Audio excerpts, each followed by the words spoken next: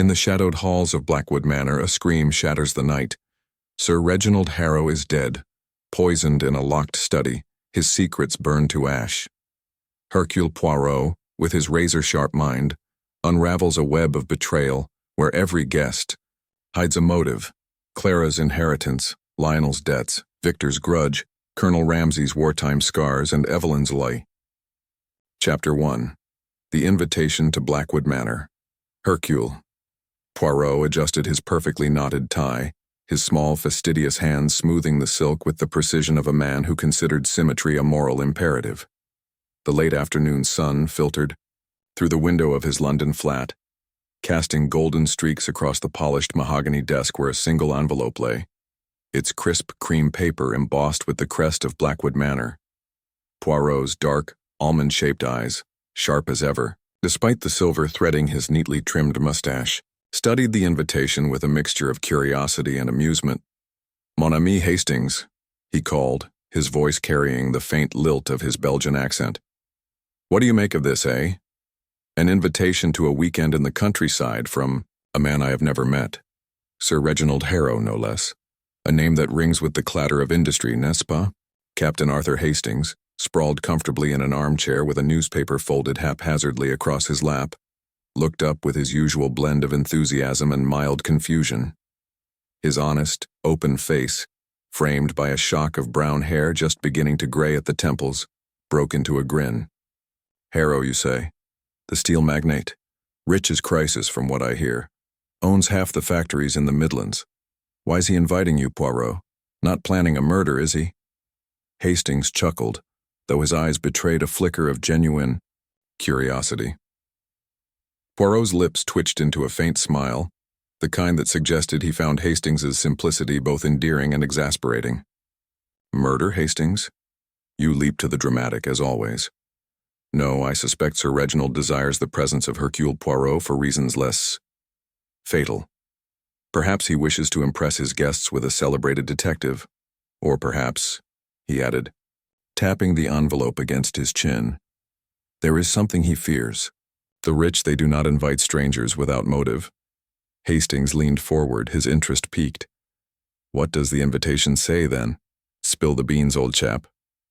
Poirot opened the envelope with a letter knife, its blade gleaming as it sliced through the paper with surgical precision. He unfolded the letter and read aloud, his voice clear and deliberate. "My dear Monsieur Poirot, I trust this letter finds you well.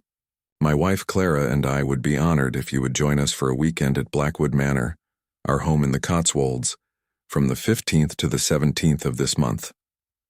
We are hosting a small gathering of friends and family, and your presence would add distinction to our company. I understand you are a man of refined tastes, and I assure you Blackwood offers every comfort. Captain Arthur Hastings is, of course, welcome to accompany you. Yours sincerely, Sir Reginald Harrow." Poirot set the letter down, his fingers steepled beneath his chin, simple yet vague. No mention of why Hercule Poirot of all people is desired. This, Hastings, is a puzzle before the puzzle. Hastings frowned, scratching his head.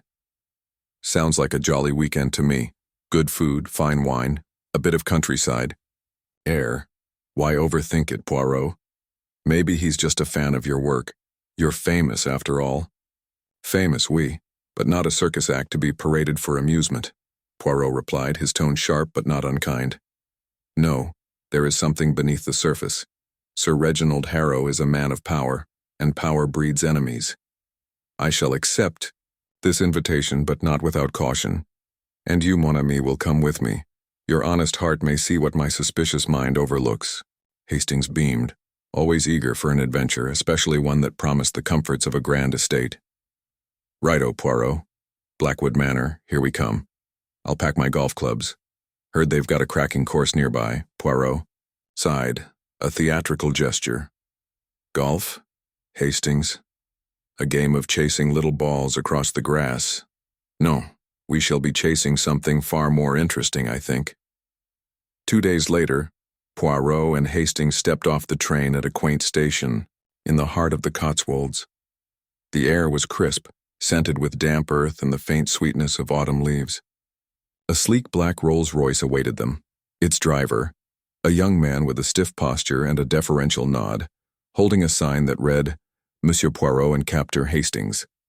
Poirot, dressed impeccably in a tailored overcoat and polished shoes, approved of the car's elegance with a slight nod, while Hastings, lugging a suitcase in his golf bag, muttered about the chill. The drive to Blackwood Manor wound through rolling hills dotted with sheep and stone walls, the landscape a patchwork of greens and golds under a sky-threatening rain. Poirot gazed out the window, his mind already turning over possibilities. This manor, Hastings, it is isolated, known. Perfect for secrets or crimes. Hastings laughed. You're determined to find trouble, aren't you? It's just a weekend party, probably bridge and brandy, nothing more sinister. Poirot's eyes gleamed. We shall see, mon ami, we shall see. Blackwood Manor loomed into view as the car crested a hill, its gray stone facade imposing yet elegant, with ivy climbing its walls and tall chimneys piercing the sky. The estate sprawled across acres of manicured gardens, its windows glinting like watchful eyes. As the car rolled to a stop before the grand entrance, a butler, impeccably dressed and with a face as unreadable as marble, greeted them. Welcome to Blackwood Manor, Monsieur Poirot, Captain Hastings, the butler said, his voice smooth and formal. I am Grayson. Sir Reginald and Lady Harrow await you in the drawing room. Inside the manor was a study in opulence, polished oak floors, chandeliers dripping with crystal, and walls lined with portraits of stern-faced ancestors. Grayson led them through a long hallway, past a grand staircase and a library whose shelves groaned with leather-bound volumes. Poirot's eyes darted about, noting every detail, the faint scuff on the floor, the slightly crooked painting, the faint scent of cigar smoke lingering in the air. The drawing room was warm, its fireplace crackling with a fire that cast flickering shadows across the room. Sir Reginald Harrow stood to greet them, a tall man in his late 50s with a ruddy complexion and a booming voice that seemed to fill the space. His graying hair was slicked back, and his eyes, though friendly, held a calculating edge. Monsieur Poirot, Captain Hastings, Sir Reginald exclaimed, shaking their hands with vigor. A pleasure to have you here. I've read of your exploits. Quite the mind you have, sir. And you, Captain, a man of action, I hear. Hastings puffed up slightly, pleased. Well, I do my bit, Sir Reginald. Honored to be here. Poirot inclined his head, his smile polite but reserved. The honor is mine, Sir Reginald. Your invitation was most intriguing. May I ask what prompted it? Sir Reginald's smile faltered for a fraction of a second, so brief Hastings missed it, but Poirot's keen eyes caught the flicker. Oh, just a whim, really, Sir Reginald said, waving a hand. Clara thought it would be splendid to have a man of your reputation among us. Adds a certain flair, don't you think? Flair? Oui, Poirot murmured, his tone neutral but his mind already dissecting the man's words. And who else joins us this weekend? Before Sir Reginald could answer, the door opened, and a woman entered. Clara Harrow, Lady of Blackwood Manor. She was striking, with auburn hair swept into an elegant chignon and a silk dress that whispered wealth. Her smile was warm, but her green eyes were guarded as if she were measuring the room. My dear Monsieur Poirot, she said, extending a hand, I'm so glad you could come. And Captain Hastings, welcome. I hope you'll find Blackwood to your liking. Charmed, Lady Harrow, Hastings said, bowing slightly, his face flushed with admiration. Poirot, however, noted the faint tension in her posture, the way her fingers tightened briefly around her husband's arm. Allow me to introduce the others, Clara said, gesturing to the guests who had gathered near the fireplace. My nephew, Lionel Harrow. A young man in his 30s stepped forward, his handsome face marred by a petulant expression. His suit was expensive but slightly rumpled, as if he cared little for appearances. Pleasure, he said curtly, his eyes flicking over Poirot with disinterest. Mr. Victor Lang, Clara continued, indicating a man of about 40 with a charming smile and a perfectly tailored suit. Victor's handshake was firm, his manner polished. Monsieur Poirot, I've heard you're a genius at unraveling mysteries. Let's hope there's no need for that here, eh? Poirot smiled thinly. One never knows, Monsieur Lang. Next was Colonel George Ramsay, a grizzled man with a military bearing and a scar across his left cheek. His handshake was like iron, and his eyes held a quiet intensity. Heard of you, Poirot, he said gruffly. Hope you're as good as they say. Finally, Clara introduced Miss Evelyn Trent, the governess to Sir Reginald's young ward, a distant cousin's child not present at the gathering. Evelyn was in her late 20s, with pale skin, dark hair, and eyes that seemed to avoid direct contact. She murmured a greeting, her hands clasped tightly around a small silver locket at her throat. Poirot observed each guest with the precision of a watchmaker, noting their mannerisms, their glances, the subtle cues that spoke louder than words. Lionel's restlessness, Victor's calculated charm, the Colonel's guarded demeanor, and Evelyn's nervous reticence, all were pieces of a puzzle he had yet to assemble. Dinner was announced, and the party moved to the dining room, a grand space with a long mahogany table set with silver and crystal. The meal was exquisite, roast pheasant, creamy potatoes, and a Bordeaux that even Poirot approved of with a nod. Conversation flowed, though Poirot noticed undercurrents of tension. Lionel drank heavily, his remarks about his uncle's wealth tinged. Chapter 2. A Shocking Death. The air in Blackwood Manor was thick with the weight of tragedy as dawn crept over the horizon, casting a pale gray light through the tall windows of the west wing. Hercule Poirot stood motionless in Sir Reginald Harrow's study, his small, fastidious figure a stark contrast to the chaos of the night. The room, once a bastion of order with its polished oak desk and neatly arranged bookshelves, now felt oppressive, its silence broken only by the faint ticking of a grandfather clock in the corner. Sir Reginald lay slumped in his high-backed chair, his lifeless eyes staring at nothing, the spilled brandy glass glinting dully in the early light. The acrid scent of poison lingered, a silent accusation against the stillness. Captain Hastings hovered near the door, his face pale and his hands fidgeting with the poker he still clutched, a relic of his impulsive dash from his room. "Good Lord, Poirot," he whispered, his voice hoarse. "This is grim. Poison, you say? In a locked room, no less. How the devil did they manage it?" Poirot's dark eyes flicked toward his friend, a faint smile playing beneath his meticulously groomed mustache. "Patience, mon ami. The how is but one piece of the puzzle, the why and the who. These are the questions that will lead us to the truth." He turned back to the scene, his gloved hands clasped behind his back, his mind already sifting through the details like a jeweler inspecting a diamond for flaws. The study was a fortress of solitude, its heavy oak door locked from the inside, the key still in Sir Reginald's pocket.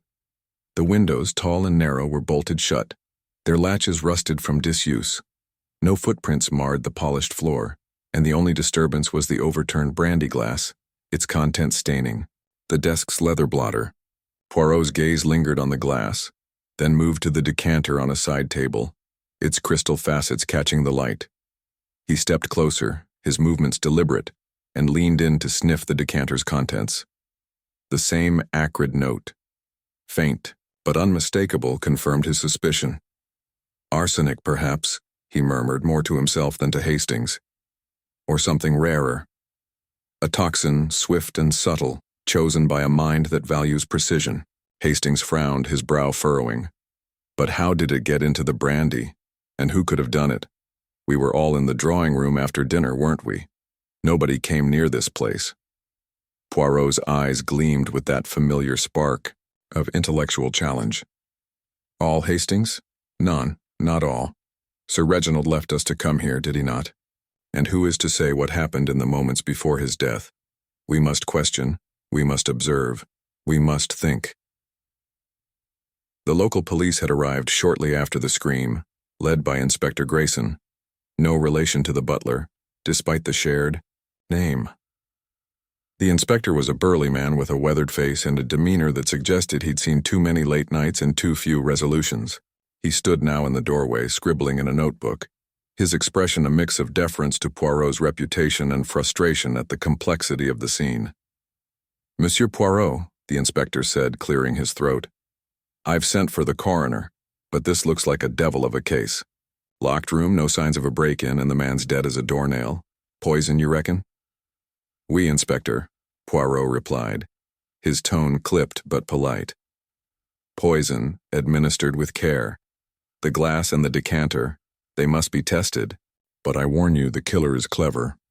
They have left us little to work with, for now." The inspector nodded, though his eyes betrayed skepticism. "Right. I'll have my men secure the room. No one's to touch anything until the coroner's done. But if you've any ideas, Monsieur Poirot, I'd be glad to hear them. Your name carries weight, after all." Poirot inclined his head, a gesture of acknowledgement rather than agreement. "I shall share what I find, Inspector, but first we must speak with the household.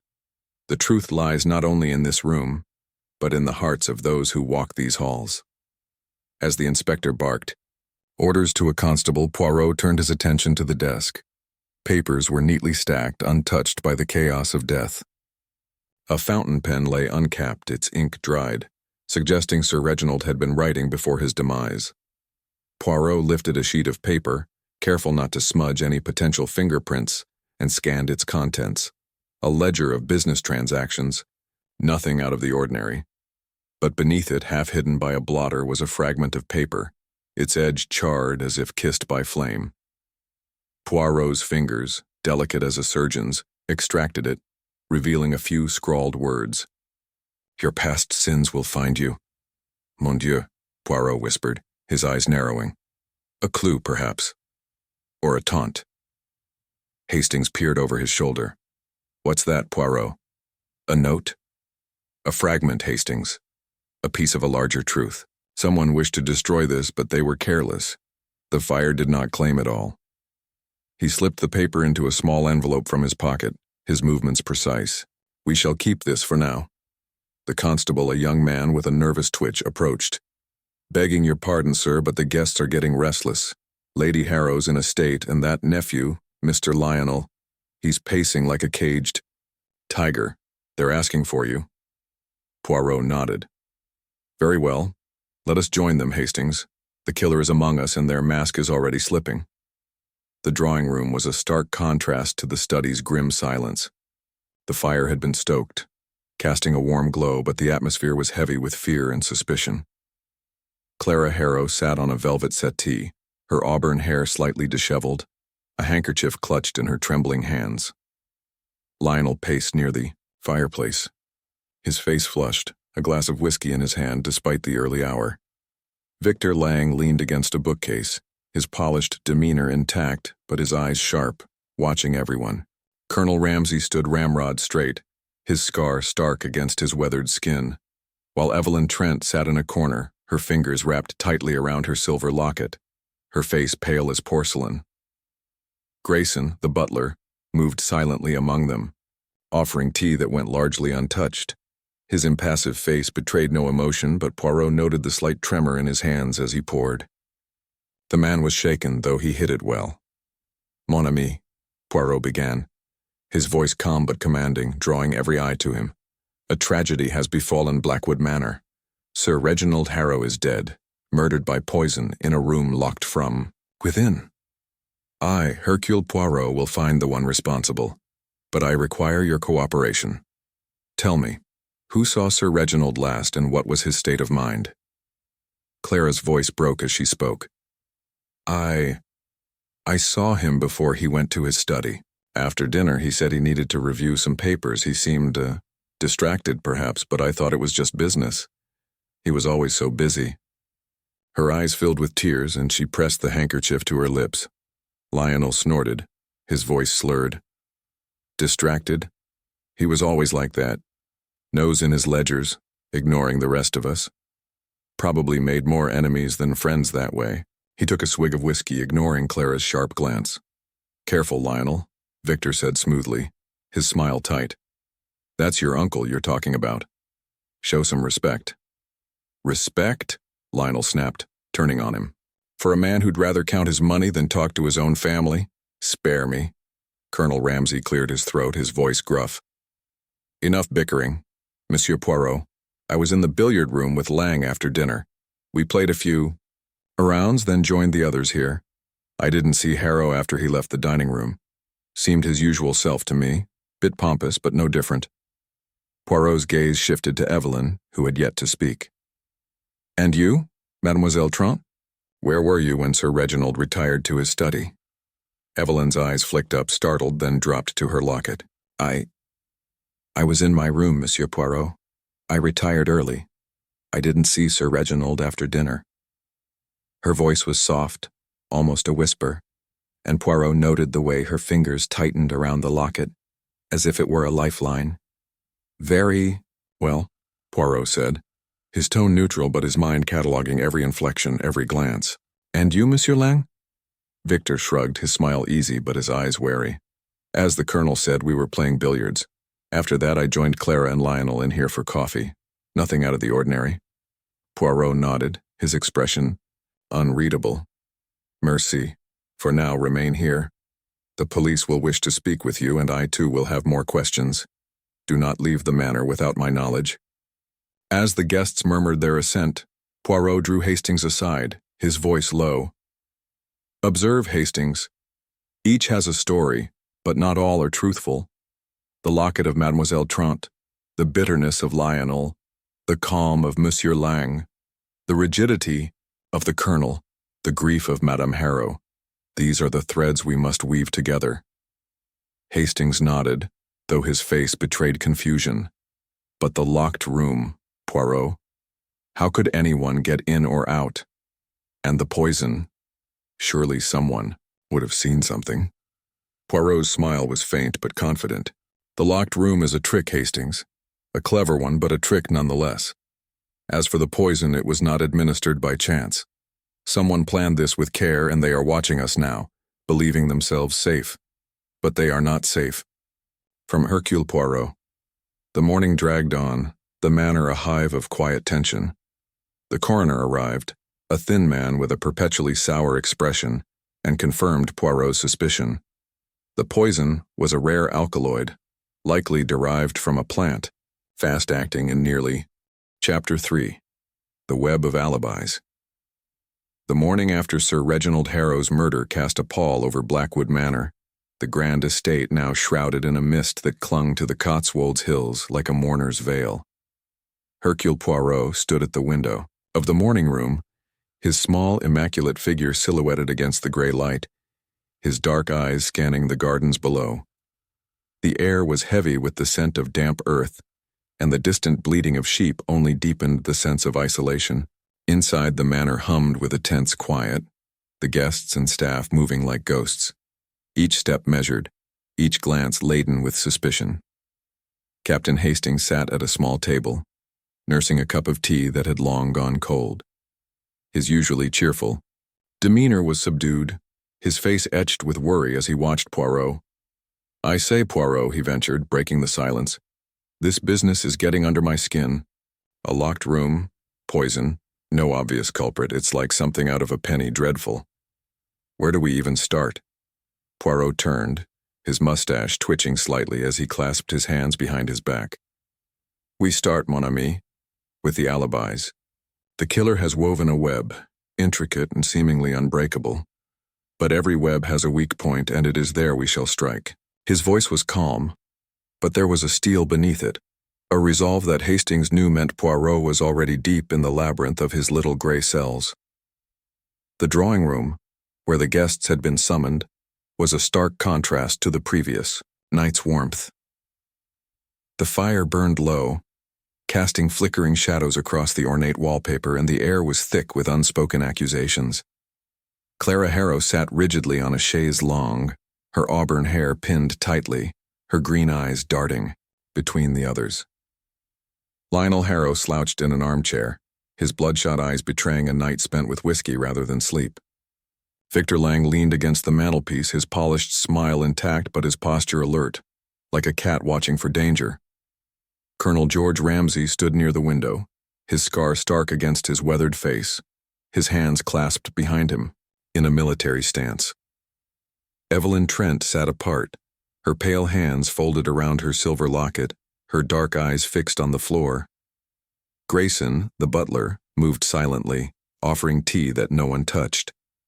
Inspector Grayson, no relation to the butler, stood by the door, his notebook open, his expression a mix of deference to Poirot and impatience with the lack of progress. The constable, young and nervous, hovered nearby, his eyes wide as he watched the famous detective at work. Poirot stepped to the center of the room, his small frame commanding attention. "Mesdames et messieurs," he began, his voice clear and precise, "we are gathered to unravel the mystery of Sir Reginald Harrow's death. He was poisoned in a room locked from within with no apparent means of entry or exit.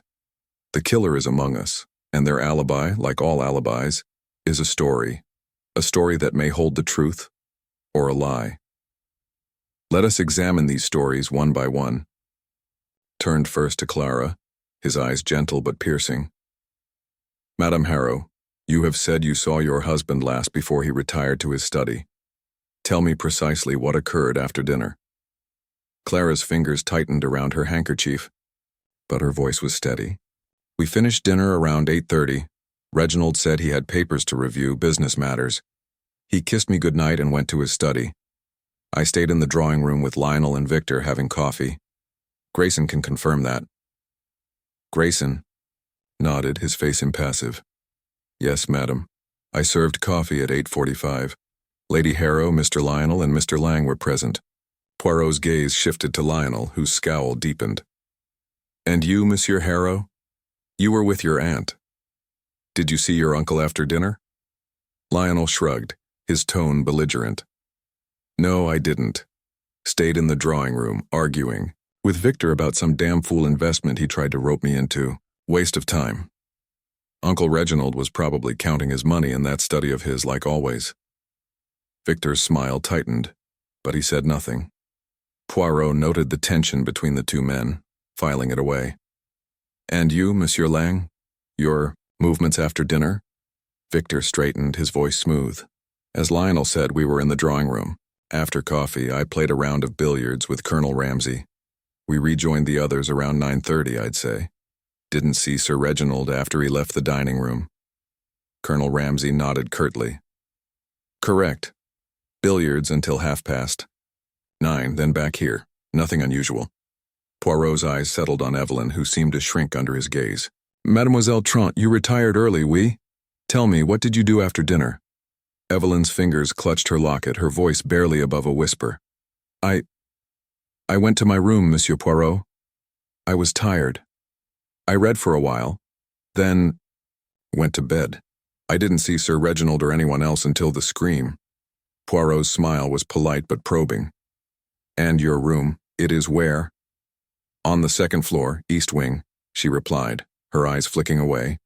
"Far from the study." "Very well," Poirot said, his tone neutral. "Each of you claims to have been elsewhere when Sir Reginald met his end. Yet someone administered the poison, and someone ensured the room appeared impenetrable. Let us consider the timeline. Dinner ended at 8:30. Sir Reginald was in his study by 9. The scream, Madame Harrow's, I presume, was heard at 10:15. In that hour and a quarter, the killer acted. But how? Inspector Grayson cleared his throat. "Begging your pardon, Monsieur Poirot, but the coroner's preliminary report suggests the poison acted fast. Minutes, not hours. Whoever did it had to be in that study, or near it just before 10. Poirot nodded, his eyes gleaming. "Précisément, Inspector. The poison was swift, yet the room was locked. This suggests a method most ingenious. We must look beyond the obvious to the subtle." Hastings, unable to contain himself, blurted out, "But dash it all, Poirot, the door was locked, the windows bolted. Unless the killer's a ghost, how'd they get in and out?" Poirot's smile was enigmatic. "A ghost, Hastings?" "None. The killer is flesh and blood, and their method, though clever, is not supernatural. We shall find it, but first we must test these alibis. Monsieur Grayson, the butler, you were in the servants' quarters after serving coffee, oui?" Grayson inclined his head. "Yes, sir. Until the scream, as I told you." "And the other servants?" Poirot pressed. "Where were they?" "The maids were in the kitchen preparing for morning. The cook was there too." The footman Thomas was polishing boots in the back hall. All accounted for, sir. Poirot's eyes narrowed slightly. Accounted for, perhaps, but we shall verify. No one is above suspicion, not even the most loyal. The room fell silent, the weight of Poirot's words settling over the group. Clara's eyes widened, Lionel's scowl deepened, Victor's smile faltered, the colonel's jaw tightened, and Evelyn's fingers trembled around her locket. Even Grayson, the unflappable butler, seemed to stiffen. Poirot continued, his voice calm but relentless. I shall interview each of you privately to probe deeper. For now, remain here. Inspector, ensure no one leaves the manor without my knowledge. Inspector nodded, motioning to the constable to stand guard. As the guests dispersed to their seats, Poirot drew Hastings aside, his voice low. Observe, Hastings. The alibis are too neat, too perfect. A web, as I said, but one that will unravel, with the right pull. Hastings frowned, his mind struggling to keep up. You think they're lying? All of them? Not all, perhaps, Poirot replied, his eyes scanning the room. But one lies, and the others may be protecting, knowingly or not. We must find the weak point, the moment, the glance, the mistake that betrays the killer. The interviews began in the library, a cavernous room with towering bookshelves and the faint scent of old leather. Poirot sat at a small table, a notebook open before him, though he rarely wrote, preferring to commit details to memory. Hastings stood by the window, trying to look useful but feeling out of his depth. First was Clara Harrow. She entered with a grace that belied her grief, her silk dress rustling softly. Monsieur Poirot, she said, sitting across from him, I want this solved quickly. For Reginald's sake. Poirot's gaze was gentle but unyielding. Madame, tell me of your husband's last days. Was he troubled? Did he speak of threats? Or enemies? Clara hesitated, her fingers twisting her handkerchief. He was preoccupied. Business, always business. He mentioned a deal with Victor Lang that soured. Something about a factory in Birmingham. Victor lost money, I think. Reginald wasn't sorry about it. And Lionel. She paused, her lips tightening. Lionel was a constant irritation. Always. Asking for loans. Reginald refused him the last time quite harshly. Poirot nodded, his expression neutral. And your marriage, madam. You said it was happy enough. Yet there are whispers, forgive my bluntness, of Sir Reginald's indiscretions. Clara's eyes flashed, but she controlled herself. Whispers, yes. There were women, years ago. I knew, but we moved past it. I loved him, Monsieur Poirot, despite his flaws. I would never harm him. Merci, madame, Poirot said, dismissing her gently. As she left, he murmured to Hastings, She speaks truth, but not all of it. There is pain there, and perhaps a secret. Next was Lionel, who entered with a scowl and the faint smell of whiskey. He slumped into the chair, his eyes defiant. Look, Poirot, I didn't like my uncle much, but I didn't kill him. Why would I? He was my ticket to a better life once. He finally loosened the purse strings. Poirot's smile was thin. Yetted. Desperate enough to murder? That's rot. Chapter 4. Secrets and motives. The mist that had cloaked Blackwood Manor at dawn lingered into the late morning, wrapping the estate in a damp gray shroud that seemed to mirror the unease within its walls. Hercule Poirot stood in the library, his small, fastidious figure dwarfed by the towering bookshelves that lined the room. The air was heavy with the scent of old leather and wax polish, and a fire crackled in the grate, casting flickering shadows across the polished floor. Poirot's dark eyes, sharp and unyielding, scanned the room, but his mind was elsewhere, sifting through the tangle of alibis and half-truths he had gathered the previous day. The murder of Sir Reginald Harrow was no random act. It was a calculated strike, and the killer's motives were hidden in the secrets of the household. Captain Hastings paced near the window, his restlessness a stark contrast to Poirot's stillness. I say, Poirot, he said, his voice tinged with frustration. We've got alibis from everyone, but they're all so blasted perfect. Nobody saw anything. Nobody was near the study and that locked room business. Well, it's enough to drive a man mad. What's our next move? Poirot's mustache twitched, a faint smile playing beneath it. Our next move, mon ami, is to dig beneath the surface. The alibis are the mask. The motives are the face. Each guest hides something, a grudge, a fear, a secret. We must uncover these, and the killer will stand revealed. Hastings stopped pacing, his brow furrowed. Motives, eh? Well, I suppose Clara inherits a fortune, so that's something. And Lionel, fellow's in debt up to his eyeballs, isn't he? But how do we find out what they're hiding without them clamming up? Poirot's eyes gleamed with purpose. By listening, Hastings. By watching. The heart betrays itself in the smallest gestures, a glance, a hesitation, a touch. Come, we shall speak with each guest again, but this time, we probe deeper. The truth lies in what they do not say. The drawing room, where the guests were once again gathered, was a study in tension. The fire burned low, its warmth doing little to dispel the chill of suspicion that hung over the group. Clara Harrow sat with her hands folded tightly, her auburn hair catching the light, her green eyes wary. Lionel slouched in an armchair, a glass of whiskey already in hand despite the hour. Victor Lang leaned against a bookcase, his polished smile a shield that Poirot was determined to pierce. Colonel George Ramsay stood by the window, his scar stark against his weathered face, his posture rigid. Evelyn Trent sat apart, her fingers wrapped around her silver locket, her pale face almost ghostly in the dim light. Grayson, the butler, moved silently, his tray of tea untouched as the guests ignored his offerings. Inspector Grayson, the policeman, stood by the door, his notebook open, his expression one of resigned patience. The constable, still nervous, hovered nearby, his eyes darting between Poirot and the guests. Poirot stepped forward, his small frame commanding the room. Mesdames et messieurs, he began, his voice clear and measured. The death of Sir Reginald Harrow was no accident. It was murder, planned with care and executed with precision. The killer is among us, and their motive is hidden in the secrets they keep. Today, I ask you to be candid. Tell me of Sir Reginald, his enemies, his fears, his life. For in these truths, we shall find the path to justice. Clara spoke first, her voice steady but strained. Monsieur Poirot, I've told you what I know. Reginald was a driven man consumed by his business. He had rivals, yes, but enemies? I don't know of any who would go this far. Poirot's gaze was gentle but relentless. Rivals, madame? Name them, if you please.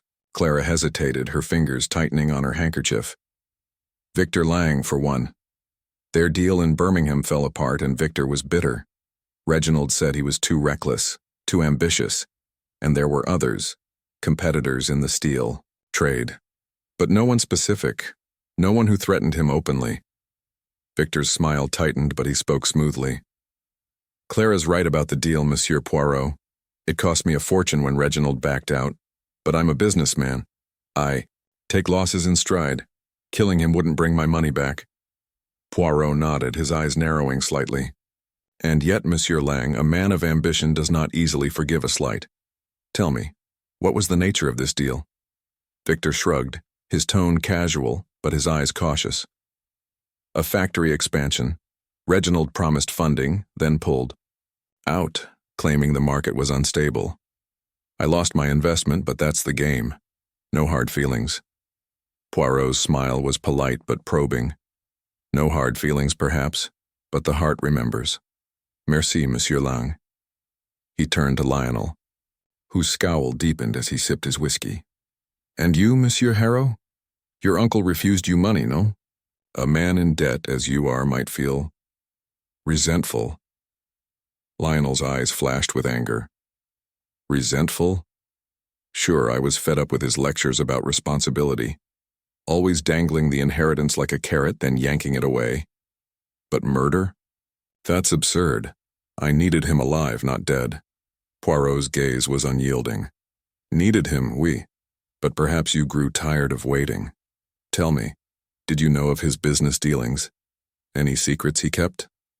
Lionel snorted, his voice bitter. Secrets, he was full of them. Always whispering with his lawyers, locking papers in that blasted study. If he had enemies, he made them himself. Poirot nodded, filing away the bitterness. Merci, Monsieur Harrow. Colonel Ramsay was next, his voice gruff and clipped. I've nothing to add, Poirot. Harrow and I had a falling out years ago during the war. He supplied shoddy materials to my regiment, cost lives, damn it. But that was old history. I was here for Clara's sake, not his. Poirot's eyes gleamed. Old history, Colonel, can fester like a wound. Did you speak of this with Sir Reginald? The Colonel's jaw tightened. No, it was done. I didn't come here to dredge up the past. Yet the past has a way of returning, Poirot said softly. Merci, Colonel. Finally, Poirot turned to Evelyn, whose fingers tightened around her locket, her eyes avoiding his. Mademoiselle Trant, you are quiet, yet you see much, I think. What do you know of Sir Reginald's life? His troubles, perhaps? Evelyn's voice was barely audible. I was just the governess, Monsieur Poirot. I taught Margaret, kept to myself. Sir Reginald was kind but distant. I know nothing of his troubles. Poirot's smile was kind but insistent. Nothing, mademoiselle. Not even a whisper. A rumor. The locket you hold so tightly, does it hold a memory of him? Evelyn's eyes widened, her fingers trembling. No, it's personal. Nothing to do with Sir Reginald. Poirot nodded, dismissing her gently. Very well, mademoiselle. But secrets, like shadows, grow longer in the light. As the guests dispersed, Poirot drew Hastings aside, his voice low. Each has a motive, Hastings. Clara inherits wealth, Lionel escapes debt, Victor avenges a loss, the Colonel harbors old grudges, and Evelyn, her secret is tied to that locket, I am certain. We must uncover these truths. Hastings frowned, his mind racing. But how, Poirot? They're not exactly spilling their guts. And that locked room, still no clue how the killer got in. Poirot's smile was enigmatic. The locked room is a distraction, Hastings. The motive is the key. Come, we shall investigate the matter further. The killer has left traces, however. Small. Poirot and Hastings spent the afternoon exploring Blackwood Manor, their steps echoing in the silent halls. The study remained sealed, but Poirot examined the surrounding areas, noting the layout of the west wing.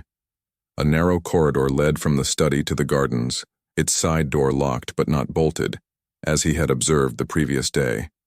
He tested the lock, finding it stiff but functional, and noted a faint scratch on the keyhole barely visible. A possibility, Hastings, he said, pointing to the scratch. Not tampering, perhaps, but a sign of use. Someone may have come this way. Hastings peered at the lock, skeptical. But the door was locked, wasn't it? And the key was in Sir Reginald's pocket. But keys can be copied, or used and returned. We must consider all possibilities. They moved to the servants' quarters, where Poirot questioned the staff again. The maids, flustered under his scrutiny, confirmed their alibis, as did the cook. Thomas, the footman, was more nervous, his eyes darting to Grayson when asked about the decanter. I told you, sir, he said, his voice high. Mr. Grayson handles the decanters. I don't go near them. Poirot's eyes narrowed. Yet you know much of the manor's routines, Monsieur Thomas. Did you see anyone near the study last night? Thomas shook his head, too quickly. No, sir. I was in the back hall polishing boots. Poirot dismissed him, but his mind was alert. The footman is afraid, Hastings. He knows something or suspects it. We shall watch him closely. Next, Poirot requested access to Sir Reginald's papers, which Clara provided reluctantly. In the library, they pored over ledgers, letters and contracts, most mundane but some revealing. A letter from Victor Lang, dated months earlier, demanded compensation for the failed deal, its tone sharp but controlled. Another document, a will, confirmed Clara as the primary heir, with Lionel receiving a modest sum contingent on good behavior. A third paper, tucked in a drawer, was a lawyer's note about a wartime scandal involving faulty supplies. Colonel Ramsay's name was mentioned, though details were vague. Mon Dieu. Poirot murmured, holding up the lawyer's note. The colonel's grudge has roots, and Victor's loss was greater he ashes. He found another fragment of Chapter 5. The clue of the missing letter. The third morning at Blackwood Manor dawned with a faint break in the mist, a sliver of sunlight piercing the heavy clouds that had shrouded the Cotswolds estate. Hercule Poirot stood in the morning room, his small, immaculate figure framed by the tall window, his dark eyes fixed on the gardens below. The air was crisp, carrying the faint scent of wet grass and the distant bleating of sheep, but the manor itself was steeped in a silence that felt alive with suspicion. The murder of Sir Reginald Harrow hung over the household like a storm waiting to break, and Poirot's mind was a whirlwind of details. The locked room, the poisoned brandy, the charred fragments of paper, and the web of alibis that seemed to protect the killer. Captain Hastings sat at a small table, stirring a cup of tea absent-mindedly, his face etched with the strain of the past 2 days. "I say, Poirot," he said, his voice low, "we've got a pile of motives and alibis, but no real evidence. That locked room business, it's like trying to solve a puzzle with half the pieces missing. What's our next move?" Poirot turned, his mustache twitching slightly, a gleam of determination in his eyes. "The next move, mon ami, is to find the piece that does not fit. The killer has been meticulous, but no one is perfect. There is a clue hidden in plain sight, and it will lead us to the truth. Come, we return to the study. The answer lies there." Hastings followed, his brow furrowed. "The study? But the police have been over it with a fine-tooth comb. What do you expect to find?" Poirot's smile was enigmatic. "What they overlooked, Hastings. The little gray cells see what others miss. The west wing, where Sir Reginald's study lay, was cordoned off by the young constable, whose nervous demeanor had not improved." He stepped aside as Poirot approached, his small frame radiating authority. Inspector Grayson, the policeman, was already there, his notebook open, his weathered face showing signs of fatigue. "Monsieur Poirot," he said, nodding.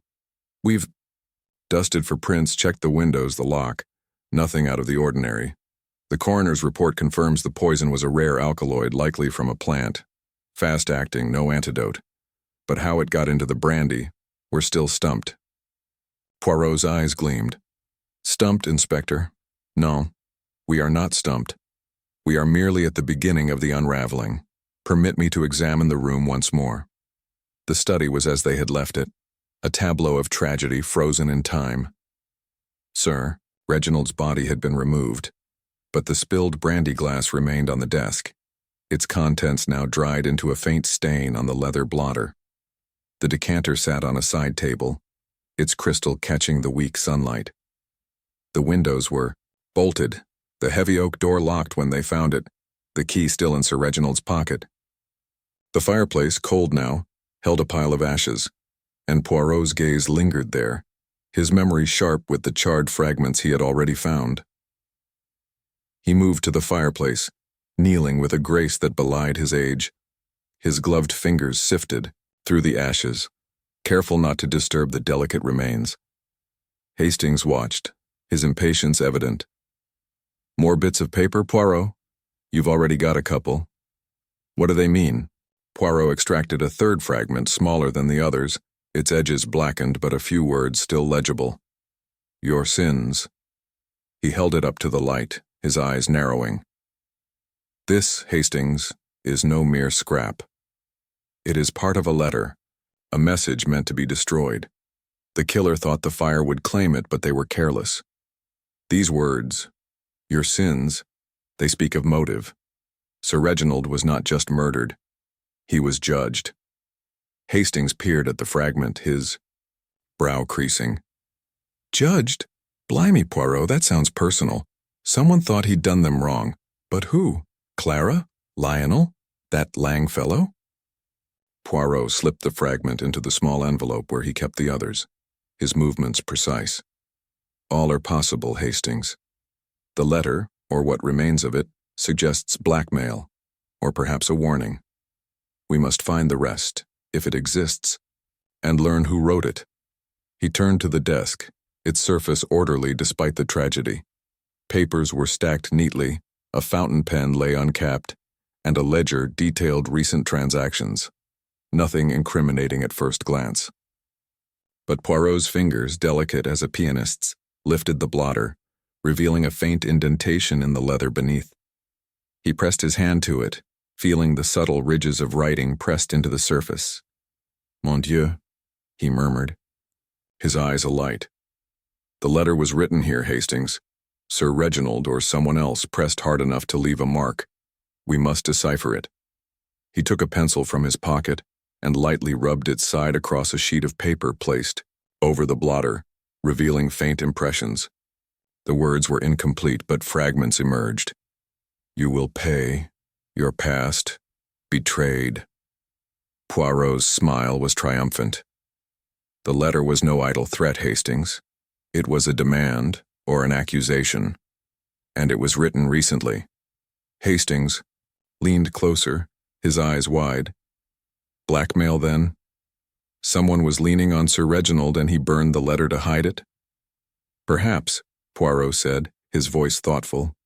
"Or the killer wrote it and burned it to cover their tracks. We must find the rest of this letter or learn who knew of Sir Reginald's sins." Inspector Grayson, who had been listening, scratched his head. "A letter, eh? That's something. But how does it help with the locked room? Nobody could have gotten in or out, not without being seen." Poirot's smile was patient. "The locked room, Inspector, is a puzzle within a puzzle. The letter tells us why. The room tells us how. Both will lead us to who." Leaving the study, Poirot and Hastings returned to the drawing room, where the guests were gathered under the watchful eye of the constable. The air was thick with tension, the fire doing little to warm the chill of suspicion. Clara sat with her hands clasped, her face pale but composed. Lionel slouched, his whiskey glass empty, his eyes bloodshot. Victor Lang stood by the bookcase, his smile strained but intact. Colonel Ramsay paced near the window, his scar stark in the gray light. Evelyn Trent sat apart, her fingers clutching her locket, her gaze fixed on the floor. Poirot addressed them, his voice calm but commanding. "Mesdames et messieurs, we have found a clue, a fragment of a letter burned in the study's fireplace. It speaks of sins and betrayal. Someone in this house knew Sir Reginald's secrets, and that knowledge led to his death. I ask you now, who among you wrote to him or knew of such a letter?" The room fell silent, the only sound the crackle of the fire. Clara's eyes widened, but she shook her head. "I know of no letter, Monsieur Poirot. Reginald never mentioned anything like that." Lionel snorted, his voice bitter. "Secrets, he had plenty, always locking things away, muttering about deals and debts. Wouldn't surprise me if someone was blackmailing him." Victor's smile was tight. "A letter? Interesting, but I've no knowledge of it. Sir Reginald was a private man, kept his cards close." Colonel Ramsay stopped pacing, his voice gruff. "If there was a letter, it's news to me. Harrow was a man who made enemies, but I didn't write to him about it." Evelyn's fingers tightened on her locket, her voice barely audible. I don't know anything about a letter. I swear it." Poirot's gaze lingered on her, noting the tremble in her hands. "Very well, but know this, the letter is a key, and I, Hercule Poirot, will find the lock it fits. For now, remain here. The truth is close." As the guests murmured, Poirot drew Hastings aside, his voice low. "The letter is our thread, Hastings. It ties the killer to the crime. We must learn more of Sir Reginald's past, his sins, as the letter calls them." Hastings nodded, his face grim. "But how? Nobody's talking, and that locket of Evelyn's. You keep harping on it, but she's not budging." Poirot's eyes gleamed. "The locket is a secret, Hastings, and secrets are like cracks in a dam. Apply pressure, and they break. Come, we shall investigate further." Poirot requested access to Sir Reginald's private papers, which Clara provided with reluctance. In the library, they pored over documents, searching for clues to the letter's origin. Ledgers showed Sir Reginald's wealth, built on steel and shipping, but also hinted at ruthless dealings, competitors undercut, contracts broken. A file, labeled Birmingham Deal, detailed Victor Lang's failed investment, with a note in Sir Reginald's hand. Lang too reckless. Cut him loose. Another document buried in a locked drawer mentioned a wartime scandal. Faulty supplies linked to Colonel Ramsay's regiment costing lives. The lawyer's note was vague, but the implications were clear. Mon Dieu, Poirot said, holding up the wartime document. The colonel's grudge has weight, and Victor's loss was no small matter. These are motives, Hastings, but the letter suggests something more personal. They returned to the servants' quarters, questioning Grayson and the staff again. The butler was as composed as ever, but Poirot noted a flicker of unease when asked about Sir Reginald's correspondence. "Did he receive many letters, monsieur?" "Grayson?" Poirot asked, his tone casual but probing. Grayson polished a silver tray, his movements deliberate. "He received business letters, sir, and some personal ones. I delivered them to his study, as always. I don't read them."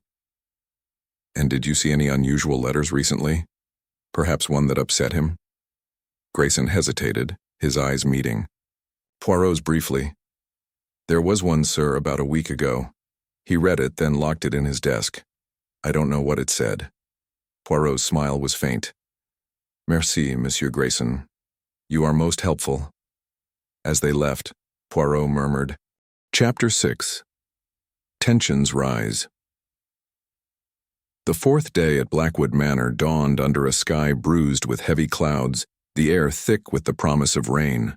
The once stately estate, with its ivy-clad walls and manicured gardens, now felt like a prison, its grandeur overshadowed by the specter of murder. Hercule Poirot stood in the morning room, his small, immaculate figure a beacon of calm amidst the gathering storm. His dark eyes, sharp as ever, surveyed the room, but his mind was elsewhere, weaving together the threads of the case, the poisoned brandy, the locked study, the charred fragments of a letter, and the locket that Evelyn Trent clutched like a talisman. The killer was among them, hidden behind a mask of alibis, and Poirot sensed the net was tightening. Captain Hastings sat by the fire, his usual cheer replaced by a restless agitation. He fiddled with a teaspoon, his brow creased with worry. "Dash it all, Poirot," he said, his voice low but urgent. "We've got motives aplenty: Clara's inheritance, Lionel's debts, Victor's failed deal, the colonel's old grudge, and that business with Evelyn's brother. But we're no closer to pinning it down. The locked room, the poison, it's like chasing a shadow. What's our next step?" Poirot turned from the window, his mustache twitching slightly, a faint smile playing on his lips. "The next step, mon ami, is to stir the pot. The killer is clever, but they are human, and humans falter under pressure. The tensions in this house are a powder keg, and we shall light a spark to see who flinches." Hastings frowned, his honest face clouded with doubt. "Stir the pot? Sounds risky, Poirot. These people are already on edge. What if the killer gets desperate?" Poirot's eyes gleamed with purpose. "Desperation, Hastings, is precisely what we need. A desperate killer makes mistakes, and mistakes are the breadcrumbs that lead to truth. Come, we shall gather the guests and observe their cracks." The drawing room, where the guests were summoned, was a cauldron of unease. The fire burned low, its flickering light casting long shadows across the ornate wallpaper, and the air was heavy with unspoken accusations. Clara Harrow sat on a velvet settee, her auburn hair tightly pinned, her green eyes darting between the others with a mix of fear and suspicion. Lionel Harrow slouched in an armchair, a glass of whiskey in hand, his bloodshot eyes betraying another night of excess. Victor Lang leaned against a bookcase, his polished smile strained, his posture alert like a predator sensing danger. Colonel George Ramsay stood by the window, his scar stark against his weathered face, his hands clasped tightly behind him. Evelyn Trent sat apart, her pale hands wrapped around her silver locket, her dark eyes fixed on the floor as if seeking escape.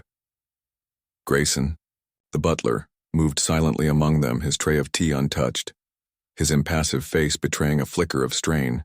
Inspector Grayson, no relation, stood by the door, his notebook open, his weathered features etched with the frustration of a case that refused to yield.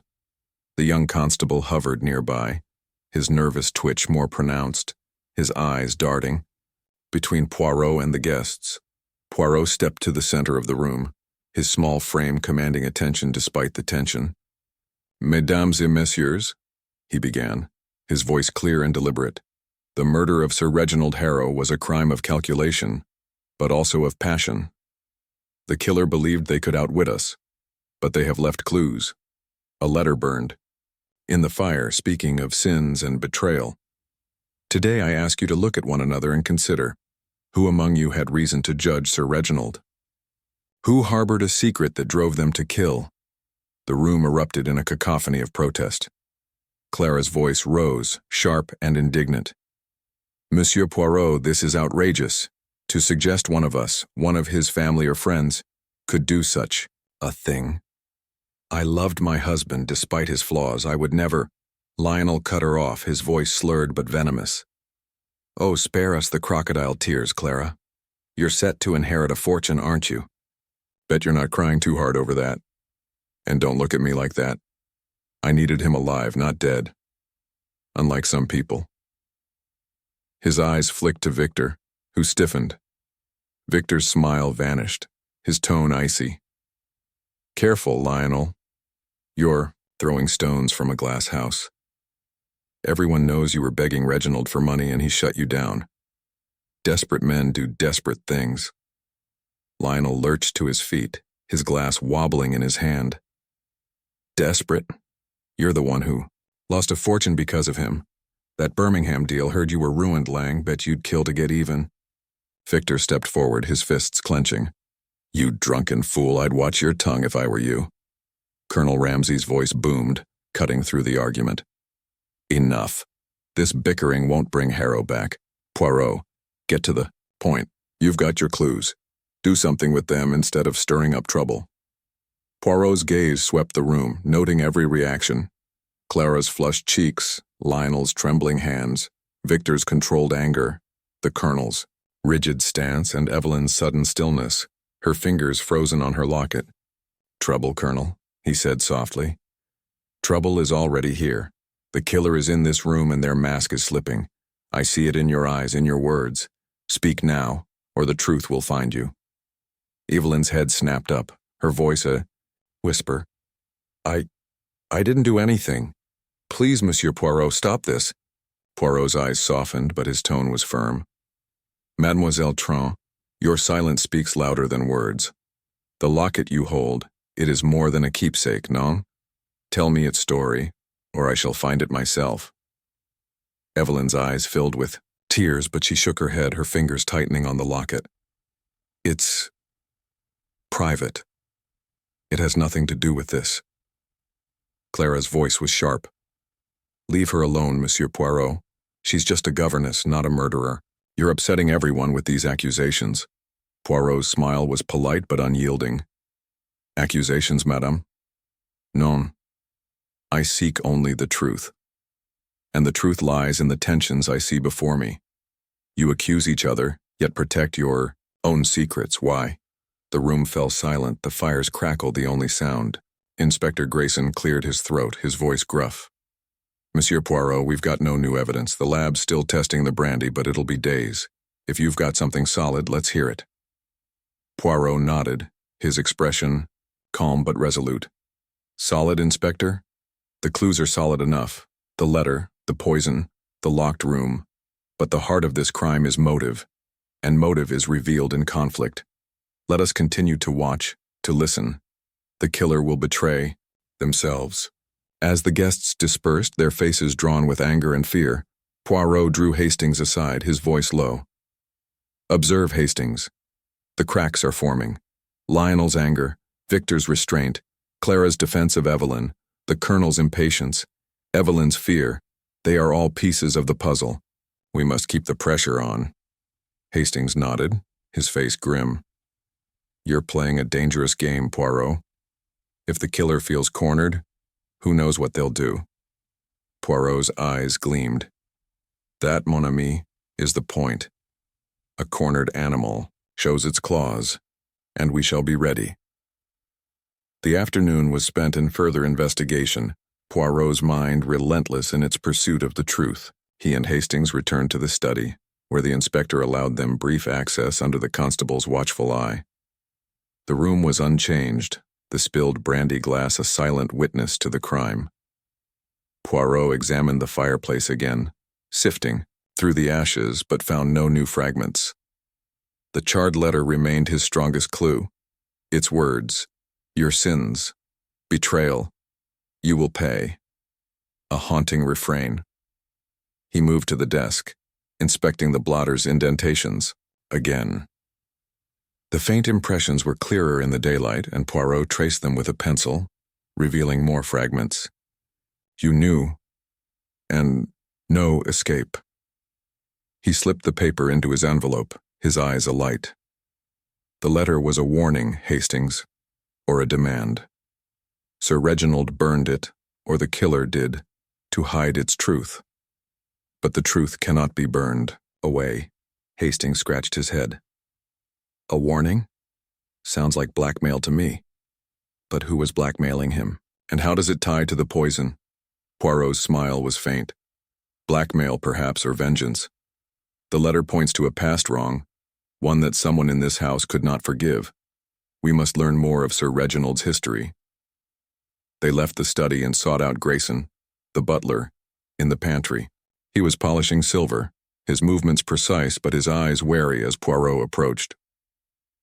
"Monsieur Grayson," Poirot said, his tone genial but probing, "you have served Sir Reginald for many years. Tell me, did he ever speak of his past? His business, his mistakes?" Grayson's cloth paused mid-stroke, his face impassive. "Sir Reginald was a private man, sir. He spoke of business, yes, but not of mistakes. He was proud of his empire." "And enemies?" Poirot pressed. "Did he mention anyone who wished him harm?" Grayson hesitated, his eyes flickering. "There were rivals, sir. Mr. Lang, for one, after the Birmingham deal, and others in the trade. But no one he feared, not that he told me." Poirot nodded, noting the butler's caution.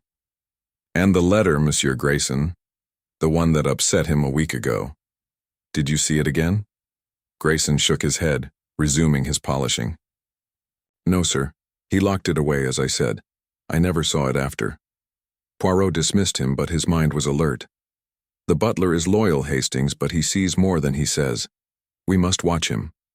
They questioned the other servants, but the maids and cook offered little new. Thomas, the footman, was nervous, his eyes darting to Grayson when asked about the decanter. "I told you, sir," he said, his voice high. "I don't know the manners." Chapter 7. The Bold Plan. Forms. The fifth morning at Blackwood Manor broke with a tentative sun, its rays slicing through the lingering mist to cast a pale glow over the Cotswolds estate. The grand house, with its ivy-clad walls and towering chimneys, stood as a silent witness to the mounting tension within, where the murder of Sir Reginald Harrow had woven a web of suspicion that tightened with each passing day. Hercule Poirot stood in the library, his small, fastidious figure framed by the towering bookshelves, his dark eyes gleaming with the intensity of a man whose mind was a finely tuned machine. The charred fragments of the letter, the poisoned, brandy, the locked study, and Evelyn Trent's locket were pieces of a puzzle that refused to align, but Poirot's little gray cells were relentless, seeking the thread that would unravel the mystery. Captain Hastings sat in a leather armchair, his face etched with the strain of sleepless nights and unanswered questions. He ran a hand through his hair, his voice tinged with exasperation. "I say, Poirot, we've got motives, alibis, and those blasted bits of paper, but we're still chasing our tails. Clara's inheritance, Lionel's debts, Victor's grudge, the Colonel's wartime beef, Evelyn's brother. Any of them could have done it. But that locked room, how do we break through? It's like trying to crack a safe without the combination." Poirot turned from the bookshelf where he had been examining a volume on toxicology, his mustache twitching with a faint smile. "A safe, mon ami? No, it is more like a chessboard, and the killer believes they have checkmated us. But Hercule Poirot does not concede so easily. The physical clues, the letter, the poison, are but shadows. The true key lies in the mind of the killer, and to unlock it we must use psychology, not force." Hastings leaned forward, his brow furrowed. "Psychology? You mean get inside their head? But how? They're all clammed up tighter than a drum, and that locked room business, it's a dead end." Poirot's eyes sparkled with purpose. A dead end? No, Hastings, it is a challenge, and I have conceived a plan, a bold one to be sure, but one that will shake the killer from their hiding place. We shall stage a spectacle, a moment of theater to unsettle them. A séance, mon ami, to summon the spirit of Sir Reginald. Hastings' jaw dropped, his eyes wide with disbelief. A séance? Good Lord, Poirot, you can't be serious. Well, it's downright theatrical. These people are on edge already. Clara's grieving, Lionel's half-drunk, Victor's too slick, the Colonel's a powder keg, and Evelyn's a nervous wreck. You think a séance will make the killer confess? Poirot's smile was enigmatic. Not confess, Hastings, but react. The killer is confident, believing their plan flawless. But guilt and fear are powerful forces. By invoking Sir Reginald's spirit, we create a mirror to reflect their conscience. They will flinch, they will falter, and in that moment we shall see the truth. Hastings shook his head, his skepticism plain. It's a gamble, Poirot. What if it backfires? What if they all just laugh it off? Or worse, the killer gets spooked and bolts? Poirot's gaze was steady. A gamble, oui, but a calculated one. The killer is trapped in this manner, watched by the police and by us. They cannot bolt without revealing themselves. And laughter? None. They will not laugh when the spirit speaks of their sins. We must find a medium, someone skilled in the art of illusion, to make this convincing. Hastings rubbed his chin. Still doubtful. A medium? In the middle of the Cotswolds? Where are we going to find one of those? Poirot's smile widened. Leave that to me, mon ami. Hercule Poirot has his ways. For now, we must continue our investigation, to ensure our trap is well prepared. The letter, the locket, the alibis, all will play their part. The drawing room, where the guests were gathered under the watchful eye of the young constable, was a cauldron of barely contained tension. The fire burned low, its flickering light casting shadows across the ornate wallpaper, and the air was thick with the weight of unspoken fears. Clara Harrow sat with her hands clasped tightly, her auburn hair catching the light, her green eyes wary. Lionel slouched in an armchair, a fresh glass of whiskey in hand, his bloodshot eyes darting with resentment. Victor Lang leaned against a bookcase, his polished smile strained, his posture alert. Colonel George Ramsay stood by the window, his scar stark against his weathered face, his hands clenched behind him. Evelyn Trent sat apart, her pale fingers wrapped around her silver locket, her dark eyes fixed on the floor. Grayson, the butler, moved silently, his tray of tea untouched, his impassive face betraying a flicker of unease. Inspector Grayson stood, by the door, his notebook open, his weathered features showing the strain of a case that grew more complex by the hour. The constable, his nervous twitch more pronounced, kept a wary eye on the group. Poirot entered, his small frame commanding attention.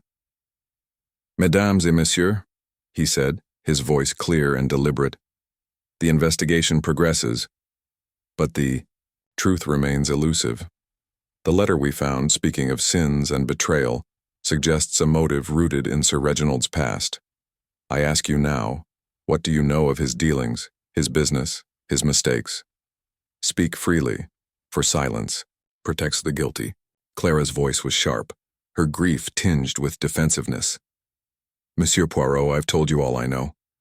Reginald was a businessman, yes, and not always kind, but I knew of no specific enemies.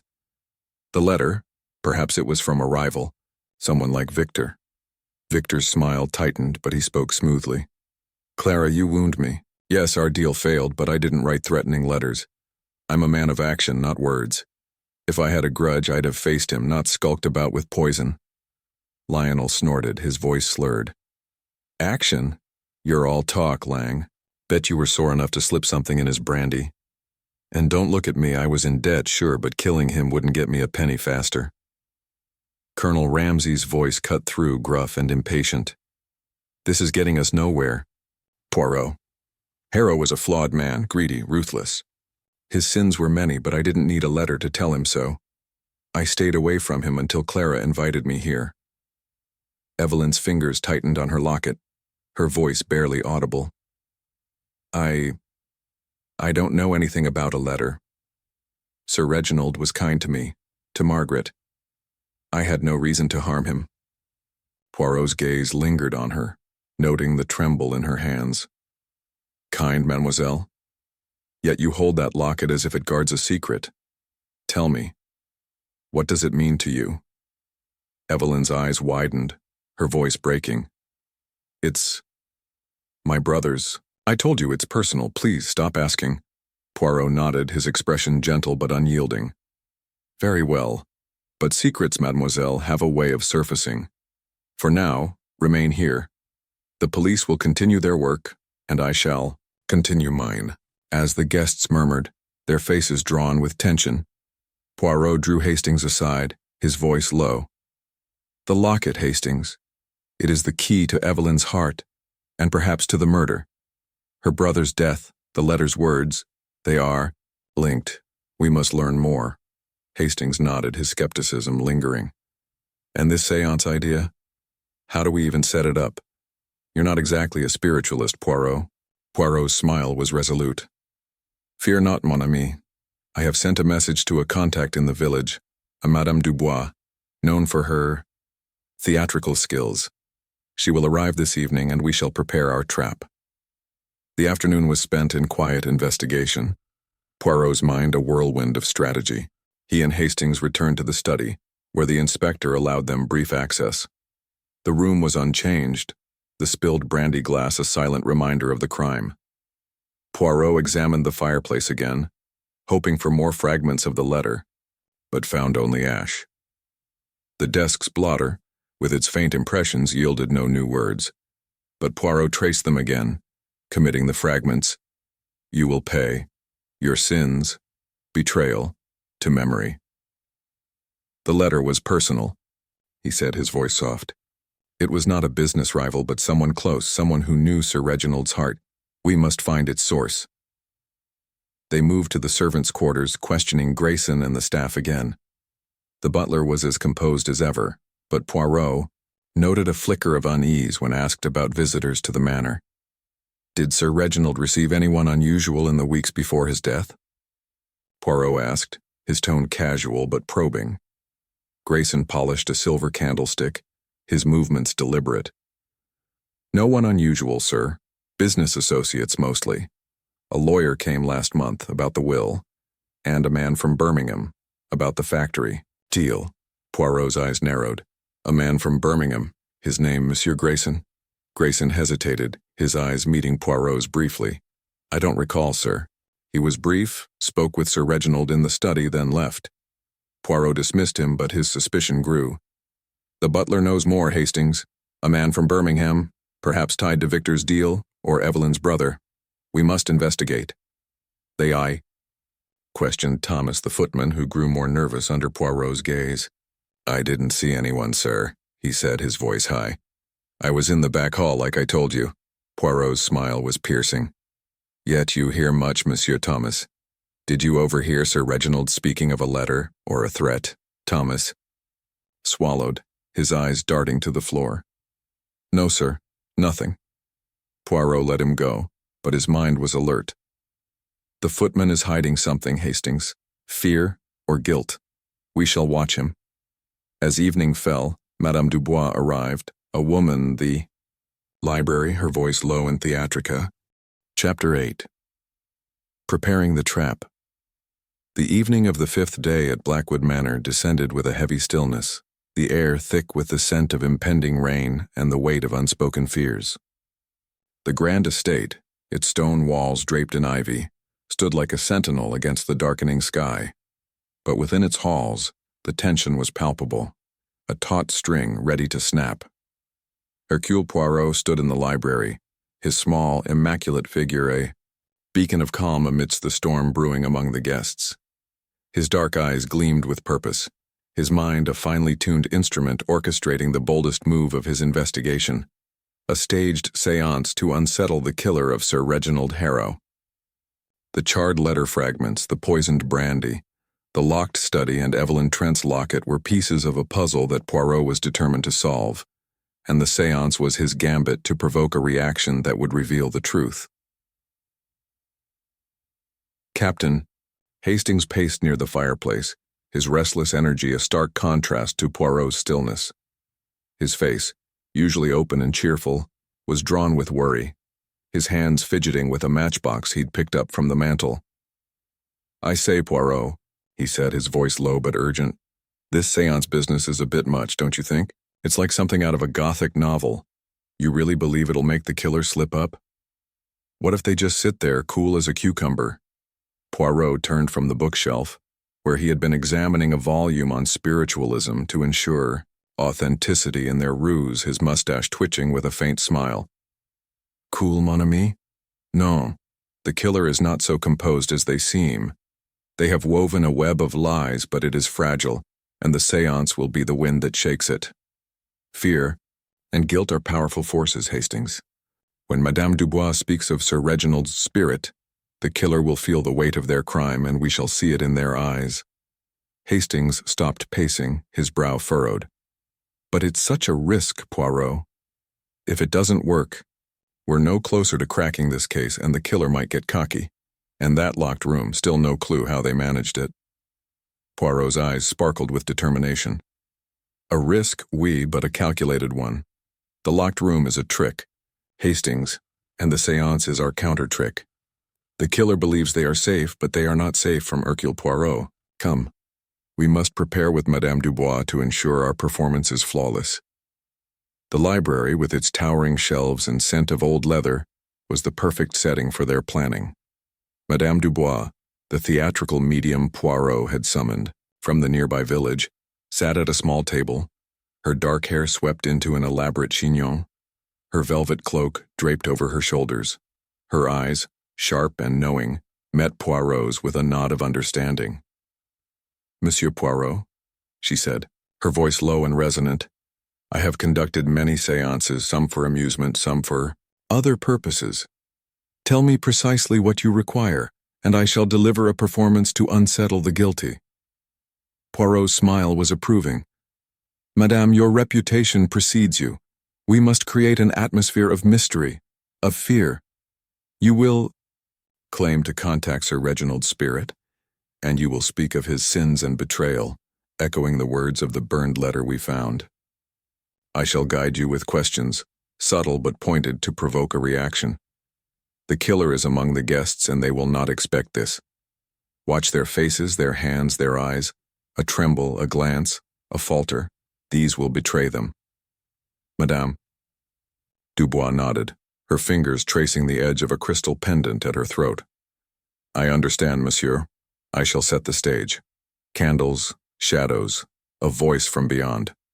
The guests will be drawn in, whether they believe or not. And you, what will you do during this spectacle?" Poirot's gaze was steady. "I shall observe, madame. My little gray cells will be alert, noting every detail. The killer is clever, but under pressure they will reveal themselves. We must ensure the setting is perfect. Dark, intimate, with no distractions." Hastings, listening, shook his head, his skepticism undiminished. "It's all very well, Poirot, but these people aren't fools. Clara's sharp, Victor's slick, Lionel's a mess but not stupid. The Colonel's got nerves of steel, and Evelyn, well, she's a bundle of nerves. Already, what if they see through it?" Poirot's smile was resolute. "They may suspect Hastings, but suspicion will not save them. The séance will touch their fears, their guilt. Even the most rational mind quakes at the thought of a restless spirit. We shall see who flinches." Madame Dubois leaned forward, her voice a conspiratorial whisper. "And if the killer does not react? What then, Monsieur Poirot?" Poirot's eyes gleamed. "They will react, madame. The guilty always do, even if only in the smallest way. A clenched fist, a caught breath, a glance too long or too short, these are the language of guilt, and I speak it fluently." The planning continued, Poirot and Madame Dubois mapping out every detail. The drawing room would be transformed into a stage for the séance, with a round table draped in black cloth, candles arranged to cast eerie shadows, and the heavy drapes drawn to block out the moonlight. Grayson, the butler, was instructed to prepare the room, his impassive face betraying a flicker of curiosity as Poirot outlined the requirements. "Candles, Monsieur Grayson," Poirot said, his tone precise. 5. Placed evenly around the table. No electric lights, only the fire and the candles. And ensure the table is sturdy, with chairs arranged closely. Intimacy is key. Grayson nodded, his voice steady. "Yes, sir. It will be done as you wish." Poirot watched him go, noting the slight tension in his posture. "The butler is intrigued, Hastings," he murmured. "He senses something, but he remains loyal. We shall see if that loyalty extends to the killer." The guests were informed of the séance at lunch, a subdued affair in the dining room where the grandeur of the first night felt like a distant memory. The table was set with simple fare, cold meats, bread, and cheese. But the atmosphere was anything but simple. Clara sat rigidly, her auburn hair catching the light, her green eyes wary.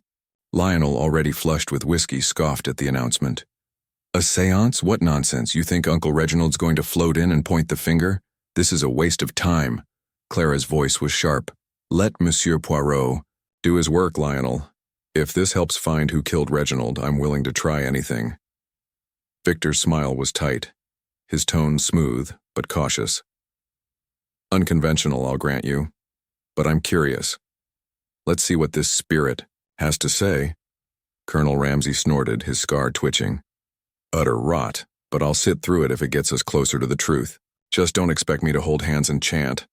Evelyn, pale and silent, clutched her locket, her eyes wide with fear. I don't like this," she whispered, her voice barely audible. "It feels wrong." Poirot's gaze lingered on her, noting the tremble in her hands. "Mademoiselle, it is but a means to an end. The truth requires sacrifice, even of comfort. Will you join us?" Evelyn nodded reluctantly, her fingers tightening on the locket. "If I must." The tension at the table was palpable, each guest grappling with their own fears and suspicions. Poirot watched them closely, his mind cataloging their reactions. Clara's guarded support, Lionel's drunken scorn, Victor's calculated curiosity, the Colonel's gruff dismissal, and Evelyn's palpable dread. The séance was already working, stirring the pot before it had even begun. After lunch, Poirot and Hastings met with Madame Dubois in the morning room to finalize the details. She brought a small case containing props, a crystal ball for effect, a set of cards to enhance the mystique, and a bell to signal the spirit's presence. "These are tools, Monsieur Poirot," she said, her eyes gleaming. "They create belief, even in skeptics. The mind is pliable when the heart is afraid." Poirot nodded, his expression approving. "You understand well, madame. The guests are skeptical, but they are also vulnerable. Clara grieves. Lionel drowns his anger. Victor hides his losses.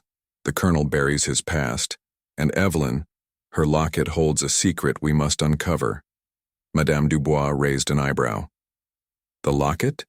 You believe it is significant?" Poirot's smile was faint. "It is her anchor, madame, and perhaps her guilt. During the séance, watch her closely. If she falters, it will be over the locket." Hastings, listening, shook his head. "You're pinning a lot on that locket, Poirot. What if it's just a keepsake, like she says?" Poirot's eyes gleamed. "A keepsake, Hastings? Non, it is a wound. Her brother's death. The letters, words, they are connected. The séance will bring it to light." The preparations continued, Poirot ensuring every detail was perfect. He instructed Grayson to dim the drawing room's lamps, leaving only the fire and candles for illumination.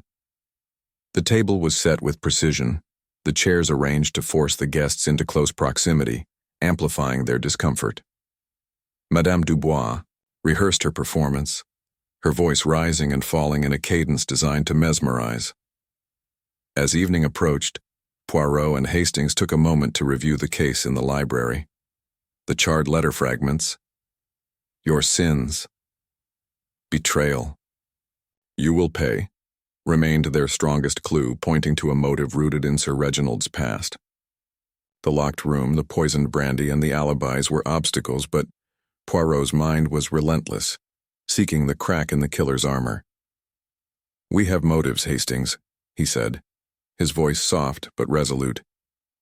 "Clara's inheritance, Lionel's debts, Victor's failed deal, the Colonel's wartime grudge, Evelyn's brother. The letter suggests a personal betrayal, not just business. The seance will force the killer to confront it." Chapter 9. The seance begins. The drawing room of Blackwood Manor was transformed into a theater of shadows as the sixth evening settled over the estate, the heavy drapes drawn tight against the moonless night. The air was thick with the scent of candle wax and the faint tang of fear, the flickering flames casting eerie patterns across the black-draped table where the guests sat, their hands linked in a reluctant circle. Hercule Poirot stood by the door, his small immaculate figure a silent sentinel, his dark eyes gleaming with the intensity of a predator watching its prey. The seance, his boldest move yet, was about to begin, designed to unsettle the killer of Sir Reginald Harrow and provoke a reaction that would betray their guilt. The charred letter fragments, the poisoned brandy, the locked study, and Evelyn Trent's locket were threads in a tapestry of murder, and Poirot's little gray cells were poised to weave them together.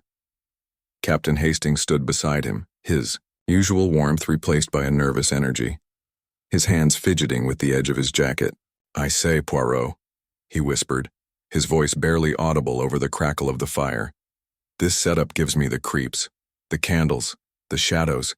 It's like something out of a ghost story. You really think this will make the killer slip up?"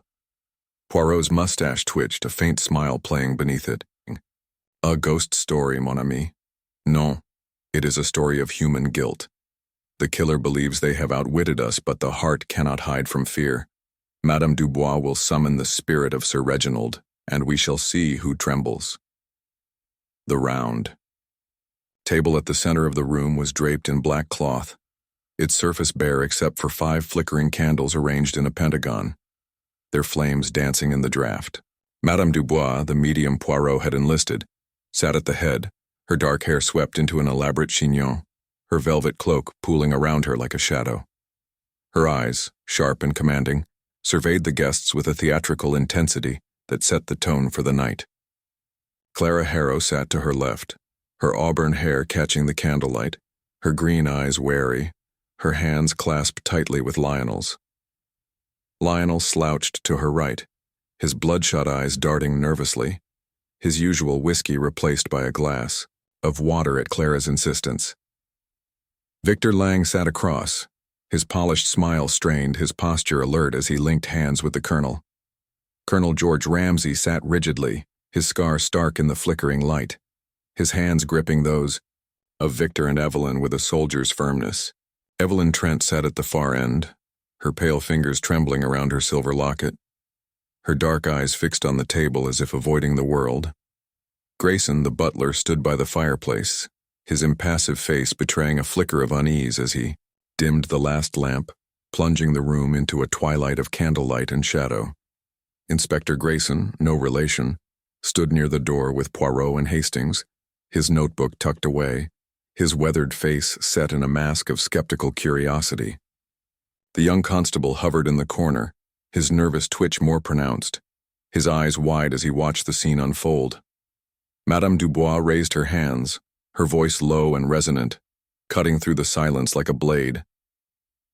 "We gather tonight to seek the truth, to call upon the spirit of Sir Reginald Harrow, taken from us by a cruel hand. Join hands tightly and open your hearts to the unseen. Let no doubt cloud your minds, for the spirit world demands sincerity."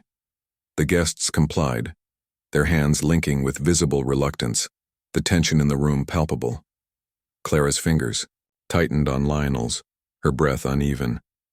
Lionel's grip was loose, his eyes darting to the candles as if expecting a trick. Victor's smile was fixed, his hands steady but his eyes alert, scanning the others. Colonel Ramsay's jaw clenched, his scar twitching as he held fast to Victor and Evelyn. Evelyn's hands trembled, her locket glinting as she clutched it briefly before linking with the Colonel and Madame Dubois. Poirot watched from the shadows, his eyes sharp, missing nothing. "Observe, Hastings," he whispered. "Every gesture, Every glance, the killer is here and they will betray themselves. Madame Dubois closed her eyes, her head tilting back, her voice rising in a hypnotic cadence. Spirit of Sir Reginald Harrow, we call to you across the veil. Your life was ended unjustly, your truth silenced. Come to us now. Speak through me. Reveal the hand that struck you down. The candles flickered, a draft stirring the air, and Clara gasped softly, her eyes wide. Lionel muttered under his breath, "This is nonsense," but his voice lacked conviction. Victor's smile faltered, his gaze flicking to the others. The colonel's scar twitched, his hands tightening. Evelyn's breath hitched, her fingers trembling in the colonel's grip. Madame Dubois swayed slightly, her voice deepening. I feel a presence, a restless spirit. Sir Reginald, is that you? Speak, and let us know your truth.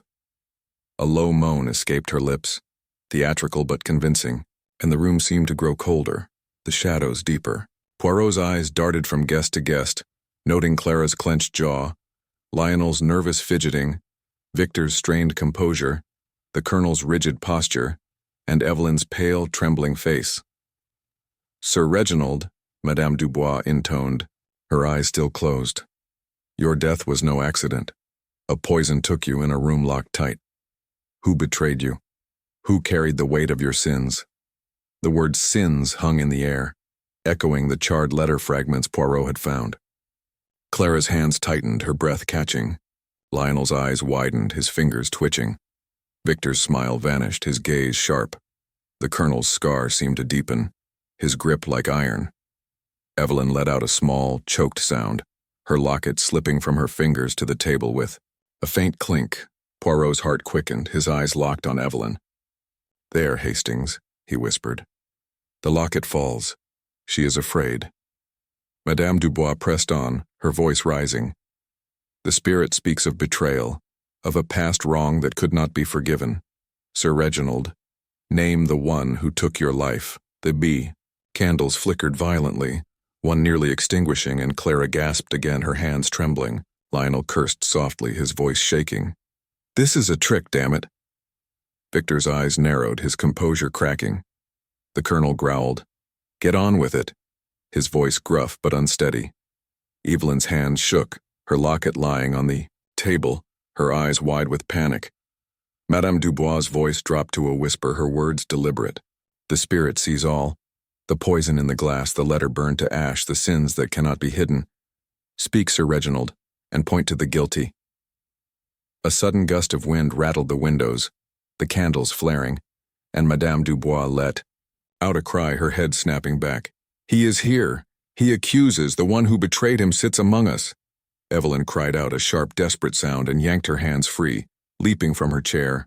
No, stop this. She gasped, her voice breaking as she snatched her locket and fled the room, the door slamming behind her. The circle broke, the guests staring in shock. Clara's hands flew to her mouth. Lionel swore loudly. Victor's eyes narrowed and the colonel's scar twitched as he stood, his fists clenched. Madame Dubois opened her eyes, her expression calm but triumphant, her gaze meeting Poirot's with a subtle nod.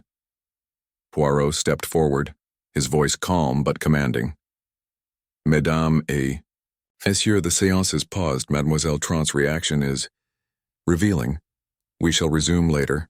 For now, remain here. Clara's voice was sharp. Monsieur Poirot, this is cruel. Evelyn's just frightened. She's no killer. Lionel sneered, his voice slurred. Frightened? She bolted like a rabbit. Maybe she's got something to hide. Victor's tone was measured, but his eyes were hard. Let's not jump to conclusions. She's nervous, that's all. This whole charade is enough to rattle anyone. The colonel growled. Enough of this nonsense. Poirot, if you've got evidence, show it. Stop playing games. Poirot's smile was serene but unyielding. Games, Colonel? No. This is a hunt. And the prey is close. Mademoiselle Trant will be questioned, and the truth will emerge. As the guests murmured, their faces drawn with tension, Poirot drew Hastings aside, his voice low. The locket, Hastings. It fell, and she panicked. Her fear is our clue. We must speak with her, but carefully. Hastings nodded, his face grim. She's terrified, Poirot. But is it guilt or just nerves? And that seance, it's got everyone rattled. Poirot's eyes gleamed. Precisely, mon ami. The trap is working. The killer feels the pressure, and soon they will make a mistake. The inspector approached, his notebook out, his voice gruff. Monsieur Poirot, that was quite a show. Miss Trent's reaction. Think she's our killer? Poirot's smile was enigmatic. A reaction, Inspector, is not a confession, but it is a crack in the wall. We shall widen it. Leaving the drawing room, Poirot and Hastings followed Evelyn's trail to the east wing, where her room was located. The corridor was silent, the air heavy with the scent of polish and old wood. They knocked on her door, but there was no answer, only a faint sound of sobbing from within. Mademoiselle Trent, Poirot called, his voice gentle but firm. It is Hercule Poirot. Open the door, I beg you, we must speak. The sobbing paused, and after a moment the door creaked open. Evelyn stood there, her face pale, her eyes red with tears, her locket clutched tightly in her hand. I didn't do anything, she whispered, her voice trembling. Please leave me alone. Poirot's gaze was kind but relentless. Mademoiselle, your fear speaks louder than your words. The locket, tell me its story. Your brother, his not... It was an accident. Please, I can't talk. Chapter 10. The Locket's Secret. The 6th morning at Blackwood Manor dawned under a sky heavy with rain, the clouds pressing low over the Cotswolds estate like a shroud. The grand house, its ivy-clad walls glistening with moisture, stood as a silent witness to the escalating tension within, where the murder of Sir Reginald Harrow had cast a shadow that deepened with each passing day. Hercule Poirot stood in the morning room, his small, immaculate figure framed by the tall window, his dark eyes fixed on the rain-swept gardens. The séance the previous night had been a calculated strike, and Evelyn Trent's panicked flight had cracked the facade of the killer's composure. The charred letter fragments, the poisoned brandy, the locked study, and Evelyn's locket were threads in a tapestry of murder, and Poirot's little gray cells were relentless, poised to unravel the truth. Captain Hastings sat at a small table, his face etched with the strain of the past days, his fingers drumming nervously on the polished wood. I say, Poirot, he said, his voice low but urgent. That séance last night was a doozy. Evelyn bolting like that, blimey, she looked terrified. You think she's our killer, and that locket, she's clinging to it like it's her lifeline. What's our next move? Poirot turned, his mustache twitching with a faint smile, his eyes gleaming with purpose. The next move, mon ami, is to follow the crack we have opened. Mademoiselle Trent's fear is our guide, and her locket is the key to her heart, and perhaps to the murder. The séance has shaken the killer, and now we must press the advantage. We shall speak with Evelyn again gently but firmly, and learn the secret she guards so fiercely. Hastings frowned, his brow creasing. But she's clammed up tight. Poirot. Last night she wouldn't say a word about her brother or that locket, and the locked room, still no idea how the killer pulled it off. What if we push her too hard and she shuts down completely? Poirot's smile was resolute. She will not shut down, Hastings. Fear has loosened her defenses, and guilt, if it exists, will compel her to speak. The locked room is a puzzle, but it is secondary to the motive. The locket, the letter. They point to a past wrong, and we shall uncover it. Come, we begin with Evelyn, but we must also revisit the clues in the study. The truth is close. The drawing room, where the guests were gathered under the watchful eye of the young constable, was a cauldron of simmering tension. The fire burned low, its flickering light casting shadows across the ornate wallpaper, and the air was heavy with the scent of rain and suspicion. Clara Harrow sat on a velvet settee, her auburn hair tightly pinned, her green eyes darting between the others with a mix of concern and wariness. Lionel Harrow slouched in an armchair, a glass of whiskey in hand despite the early hour, his bloodshot eyes betraying his unease. Victor Lang leaned against a bookcase, his polished smile strained, his posture alert. Colonel George Ramsay stood by the window, his scar stark against his weathered face, his hands clasped tightly behind him. Evelyn Trent sat apart, her pale, hands wrapped around her silver locket, her dark eyes fixed on the floor, her face pale from the previous night's ordeal. Grayson, the butler, moved silently, his tray of tea untouched, his impassive face betraying a flicker of strain. Inspector Grayson stood by the door, his notebook open, his weathered features showing the frustration of a case that refused to yield. The constable, his nervous twitch more pronounced, kept a wary eye on the group. Poirot entered, his small frame commanding attention despite the tension. "Mesdames et messieurs," he said, his voice clear and deliberate. "Last night's séance revealed much. Mademoiselle Trent's reaction was illuminating.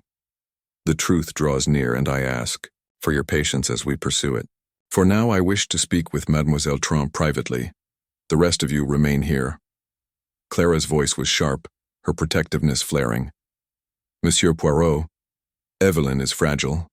Last night was cruel, frightening her like that. Oh, kill her. Leave her be." Lionel snorted, his voice slurred. "Fragile? She ran like a scared rabbit. Got something to hide, I'd wager. Bet that locket's got a story." Victor's tone was measured, but his eyes were hard. "Let's not jump to conclusions, Lionel. Evelyn's nervous, that's all. The séance rattled everyone." "Colonel," Ramsay growled, his scar twitching. "This is a waste of time, Poirot. If you've got evidence, show it. Stop hounding the girl." Evelyn's head snapped up, her voice a whisper. I didn't do anything. Please, I just want this to stop." Poirot's gaze softened, but his tone was firm. "Mademoiselle, the truth will bring peace, but it must be told. Come with me, and we shall speak alone." Evelyn nodded reluctantly, her fingers tightening on her locket as she rose, her movements hesitant. Poirot led her to the morning room, Hastings following, the door closing softly behind them.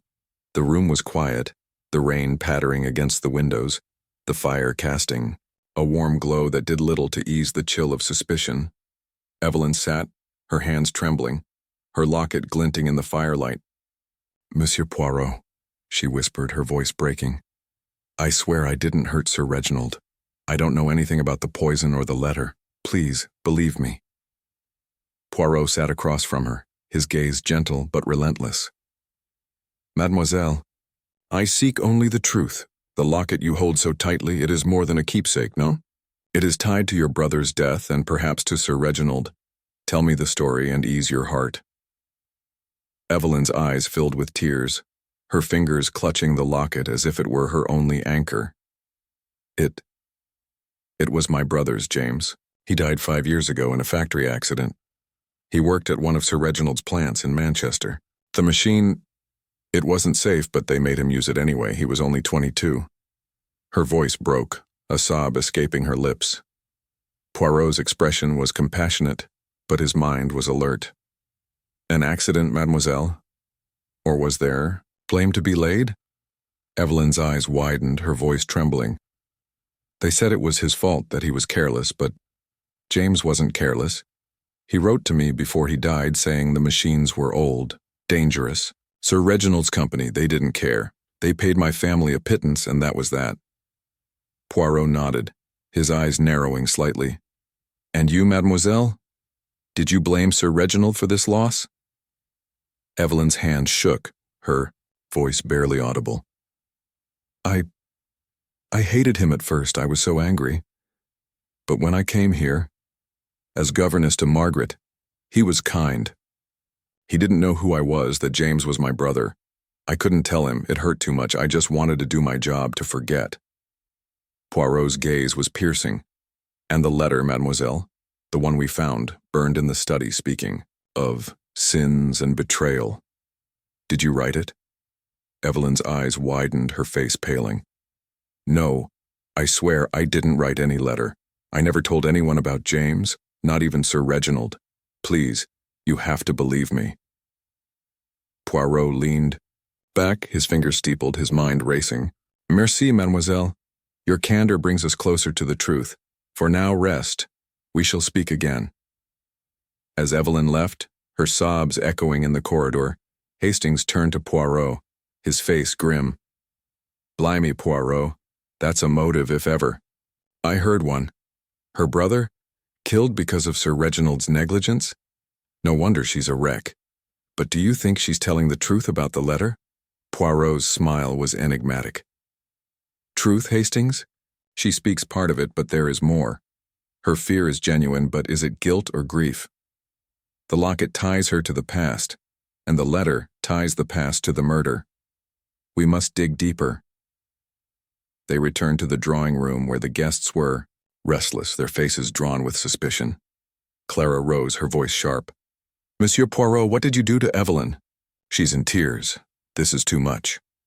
Poirot's tone was calm but firm. "Madame, I seek only the truth. Mademoiselle Trant has shared a piece of her heart, and it brings us closer to the killer. Patience, I beg you." Lionel sneered, his whiskey, glass wobbling. "Closer? You're just stirring up trouble. Bet she's the one, quiet types always are." Victor's eyes narrowed. "Shut up, Lionel. You're drunk. Let Poirot do his job." Colonel Ramsay growled, "Get on with it, Poirot. If the girl's involved, prove it. Stop wasting time." Poirot's smile was serene. "Time, Colonel? It is the killer's enemy, not ours. The truth will emerge, and soon." Leaving the drawing room, Poirot and Hastings returned to the study, where the inspector allowed them brief access under the constable's watchful eye. The room was unchanged, the spilled brandy glass a silent witness to the crime. Poirot examined the fireplace again, sifting through the ashes but found no new fragments. The desk's blotter, with its faint impressions, yielded no new words. But Poirot traced them again, committing the fragments. "You will pay your sins, betrayal, to memory." "The letter is the heart of this, Hastings," he said, his voice soft. "It was a warning or a demand tied to Sir Reginald's past. Evelyn's brother James, his death may be the sin it speaks of." Hastings scratched his head. "But if she didn't write it, who did? And how'd they get the poison?" "Into the brandy in a locked room." Poirot's eyes gleamed. "The poison, Hastings, was not a moment's work. It was planned, with care. The locked room is a trick, and I begin to see its shape. Come, we must speak with the servants again." They sought out Thomas, the footman, in the pantry, where he was polishing silver under Grayson's watchful eye. Thomas's nervousness was evident, his eyes darting to Grayson when Poirot approached. "Monsieur Lang," Poirot said, his tone casual but probing. "You know the Manor's routines. Did you ever hear Sir